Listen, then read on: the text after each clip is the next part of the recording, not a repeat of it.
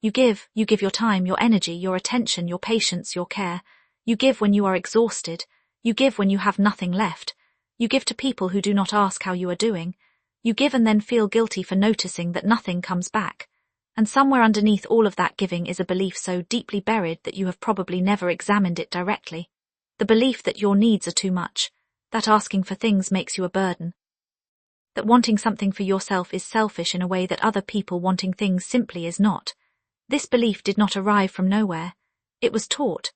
And by the end of this video, you are going to know exactly where it came from, what it has cost you, and what it actually looks like to finally believe, not just intellectually but in your body and your daily choices, that your needs matter as much as anyone else's.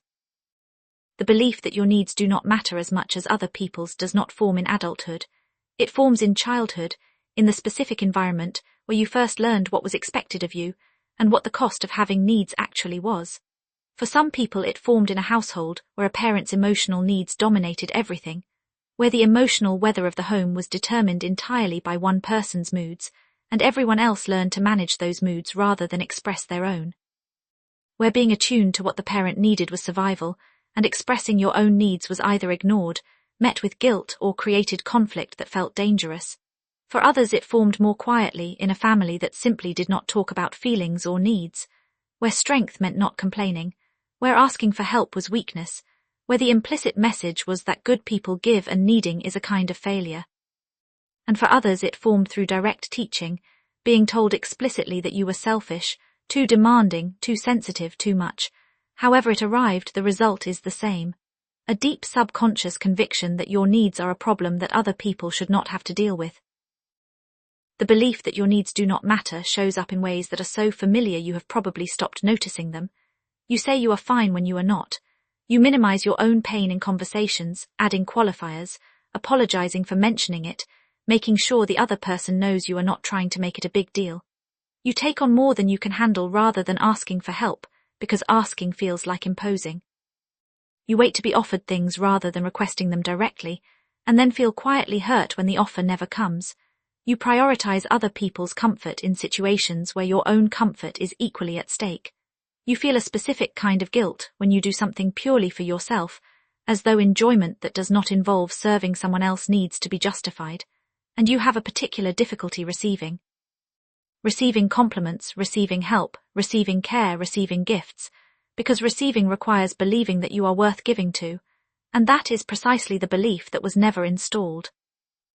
There is a crucial distinction that most people who give too much have never been shown. The distinction between giving that comes from genuine fullness, from genuine desire to contribute, from genuine love and care that has something to offer, and giving that comes from fear. Giving from fear sounds like generosity. It looks like generosity from the outside, but it does not feel like generosity from the inside. It feels like anxiety when you are not being useful. It feels like the compulsive need to earn your place in every room you enter. It feels like the inability to simply be present without doing something for someone.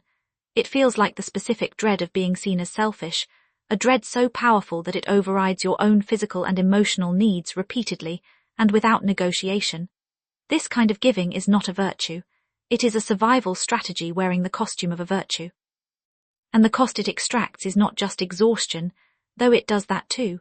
The cost is the gradual disappearance of yourself, because a person who consistently abandons their own needs in service of others eventually loses contact with what their needs actually are.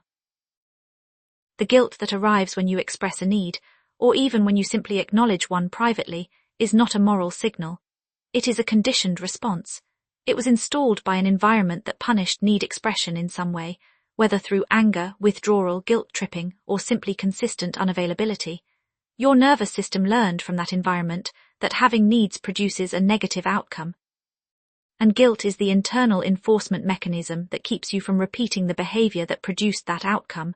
So every time you begin to ask for something, every time you put yourself first, every time you consider your own comfort before someone else's, the guilt fires. And it feels like a moral signal. It feels like your conscience telling you that you are being selfish, but it is not your conscience, it is your conditioning. Your actual conscience is the part of you that knows, quietly, persistently, underneath all the noise, that you deserve the same consideration you so consistently extend to everyone else. The guilt is not telling you the truth about who you are. It is telling you the history of what you were taught. When you believe your needs do not matter, you do not just affect yourself. You shape the dynamics of every relationship you enter. You attract people who are comfortable receiving because you have made yourself someone who is always available to give. You train people without intending to, without their even being aware of it, that you do not need much, that you will be fine, that your yes is automatic and your no is unlikely. And then you feel resentful when those same people do not show up for you the way you show up for them. But the painful truth is that you never showed them who you actually are. You showed them a version of yourself with your needs edited out, and they related to that version. They cannot give to a self that was never made visible to them. The imbalance in your relationships is not proof that people are selfish. It is proof that you have been invisible in the most important way, invisible in your needs, invisible in your limits, invisible in the simple human reality that you also require care. And making that part of yourself visible, slowly, carefully, to the people who deserve to see it, is the beginning of relationships that are actually equal. Believing your needs matter does not happen through a single decision or a single moment of insight. It is a practice built through small, repeated acts of treating yourself with the same consideration you extend to others. It starts with noticing what you actually need in a given moment before the habit of suppression kicks in and tells you that you do not need anything or that what you need is not important, naming it to yourself honestly. Then it moves to expressing. Starting small, not with your biggest unmet need in your most difficult relationship, but with something low stakes, with someone safe. Asking for what you need directly rather than hinting at it and hoping someone picks it up. Receiving whatever comes back without immediately minimizing it or redirecting attention to the other person.